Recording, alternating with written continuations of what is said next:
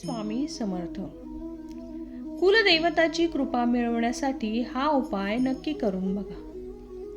कुलदेवता कुलदेवीची कृपा प्राप्त करण्यासाठी अमावस्या, पौर्णिमा, मंगळवार, शुक्रवार किंवा कोणत्याही शुभ दिवशी किंवा किमान महिन्यातून एकदा तरी ही सेवा करावी. एक नवी नारळ घेऊन तो सोलून घ्यावा. त्याला शेंडी ठेवावी. देवासमोर एक पाट किंवा चौरंग ठेवावा व त्या चौरंगावर हा नारळ ठेवावा.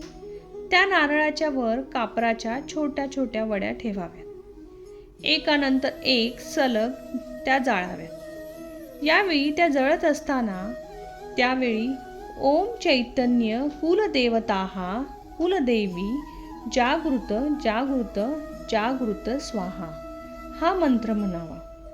साधारण 5 ते 10 मिनिटे हा जप करावा आणि तोपर्यंत कापूर जळत राहावा याची काळजी घ्यावी. कापूर आपोआप जळणं बंद झाल्यावर कुलदेवी कुलदेवता यांची क्षमा मागावी आणि माझ्या पूर्वजांकडून किंवा माझ्या परिवाराकडून आणि माझ्याकडून सुद्धा तुमच्या सेवेत किंवा तुमच्या बाबतीत काही चुकलं असेल, काही राहिलं असेल तर आम्हाला, माझ्या सर्व परिवाराला क्षमा करावी. तसेच आमचं बोट पकडून आम्हाला उन्नती आणि प्रगतीच्या मार्गावर घेऊन जा अशी त्यांना प्रार्थना करावी. जर तुम्हाला माहिती आवडली असेल तर माझ्या चॅनेलला सबस्क्राईब करा. श्री स्वामी समर्थ.